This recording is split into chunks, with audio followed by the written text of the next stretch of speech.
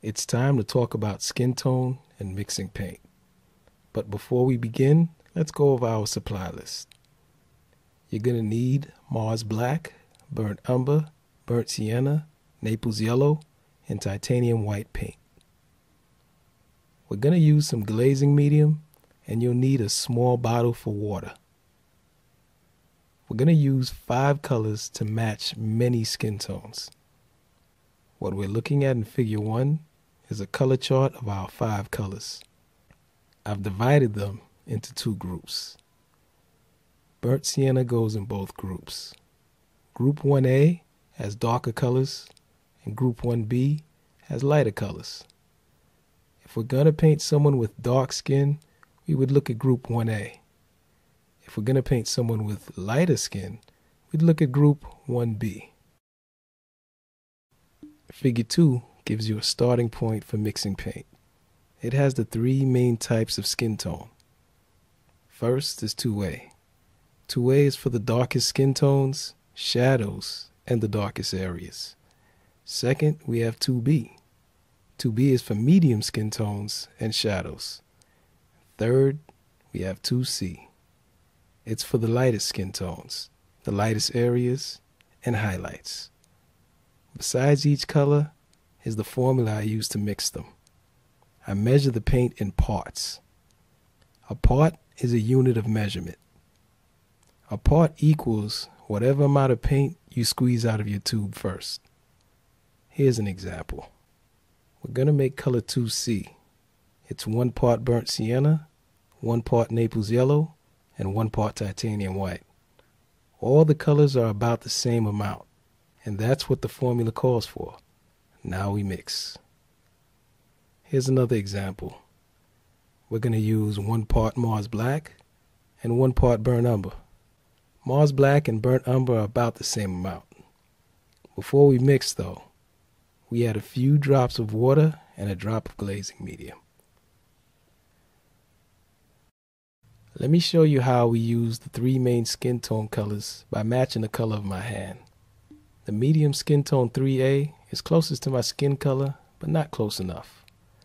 The formula for 3A is 1 part Burnt Umber, 1 part Burnt Sienna, and 1 part Naples Yellow.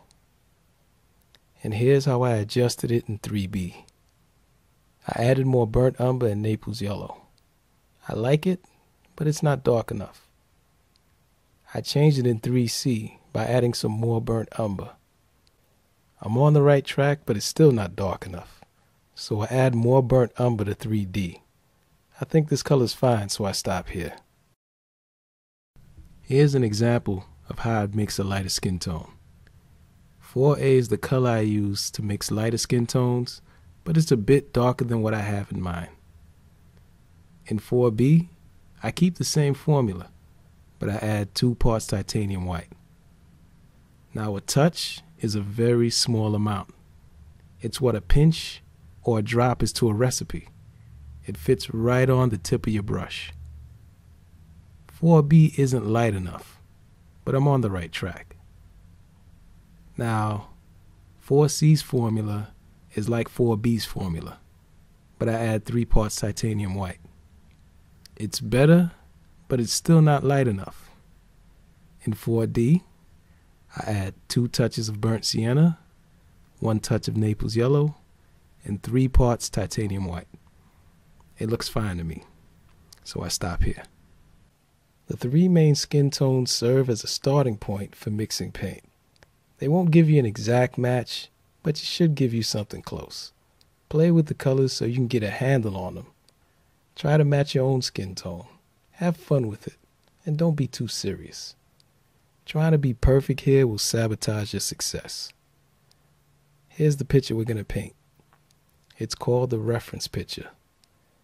We put our 3 main skin tones beside it. We see that most of the hair lie between the dark and medium skin tone colors, but it's mostly dark. Her skin tone lies between medium and light colors, but it's mostly light. In this example, we see that she has light skin. Her hair colors are between the dark and medium skin tone colors, but it's mostly dark. The shadows on the right side of her face and nose will come from the medium skin tone color. In this example, she also has light skin. It's like the picture we just saw, but her skin tone is slightly different. Her hair is light, but we can find some colors that are similar in the light skin tone color. We can find some of the darker colors of her hair in the medium skin tone color. We're going to pre-mix our colors and make a color chart. By making a color chart, we'll know how our colors look before we start. Acrylic paint dries dark. Therefore, you'll have to see it dry to know what it really looks like. If for any reason you can't finish your painting, and you get back to it months or even years later, you'll have formulas to remix the colors you need. It's hard trying to remember what color you used and in what combination you used them. Acrylic paint dries fast. We should use something to cover the paints after we mix them. I use a plastic jewelry box. Each color gets its own section. Because it closes, my paints stay wet for weeks, but you'll have to occasionally spray them with water to keep them dry. The colors we're going to mix are based on our reference picture. I normally choose between 4 and 9 different colors to paint a portrait. You'll need that many to create three-dimensional depth. Anything less than 3 and your painting might look flat. We're going to break our portrait down into highlights, midtones, and shadows. Highlights are any area where the light is the brightest. Shadows are the darkest areas that are either blocked or turned away from the light. Midtones or middle tones are the range of tones that lie between the highlights and the shadows. In this painting of an eye, you can see highlights on the eyelid, near the tear duct, underneath the eye, and in the pupil. The midtones cover most of the face, and the shadows fall along the side of the face. You can see some along the bridge of the nose and around the eye socket. In order to make this painting, we go from general to specific. What this means is we start off with something that looks simple, plain, and flat looking. Then later we add details. Here's a look at the painting before I add details. At this point, I've only added midtones and shadows. I usually add highlights at the last stage of the painting. Colors 1 and 2 I use as midtones. Colors 3 and 4 are shadows. I also use color number 2 for dark midtones and shadows. Dark midtones transition midtones into shadows. Most of my painting starts off as simple as this. Here's another example. First, we identify the highlights, the midtones, and the shadows. When we begin to paint her, we have to simplify what we see. I use 7 colors to paint her. 2 midtones and 4 shadows. The midtones are colors 1 and 2. Colors 3, 4, 5, and 6 are shadows. And here's what the finished painting looks like. Early on in the painting, we're trying to get the colors in the right place, but it doesn't have to be perfect. And here's another example. Can you identify the highlights, midtones, and shadows? Here's what it looks like simplified. I used 8 different colors this time around. There are 2 midtones and 5 different shadows. I usually add highlights last.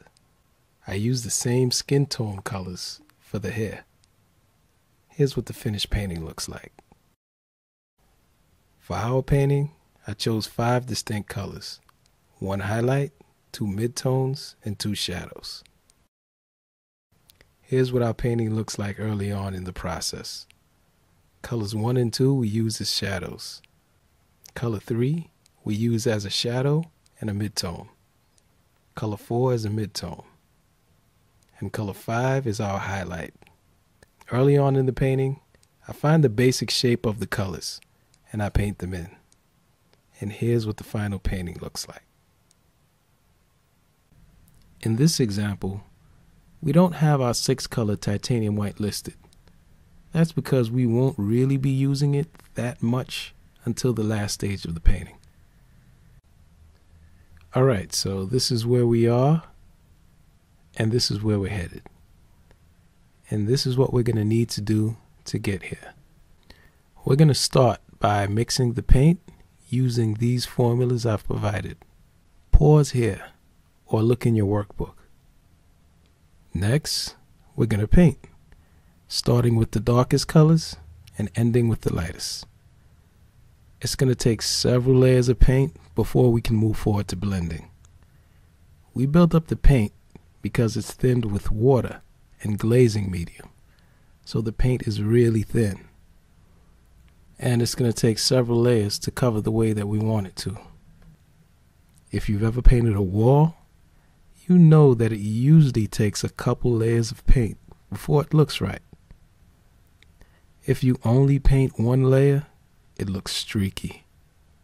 We run into the same problem on the canvas. We want to build up paint to cover the canvas, and we also want to remove any streaks. The amount of layers you're going to have to paint really depends on the kind of acrylic paint that you're using. Now, acrylic paint with high pigment concentration covers the best, while acrylic paint with low pigment concentration covers the least. There are 3 kinds of acrylic paint that I see most people using. The first kind is crafting paint, the second is student grade paint, and the third is professional paint. Now, professional paints have the highest pigment concentration, while crafting paints have the lowest. So if you're using professional paint to make this painting, you won't need that many layers. But if you're using crafting paint, you're going to need plenty of layers. Now, here's the trade-off. Crafting paint is much cheaper than professional paints. The thing is, you're paying for the pigment. For this painting, I used student grade paint. Had I used craft paint, there'd be a lot more videos. Had I used professional grade paint, there wouldn't be as many videos. Now, the reason I chose to use student grade paint is because most of the people who come to me and want to learn how to paint are using student grade.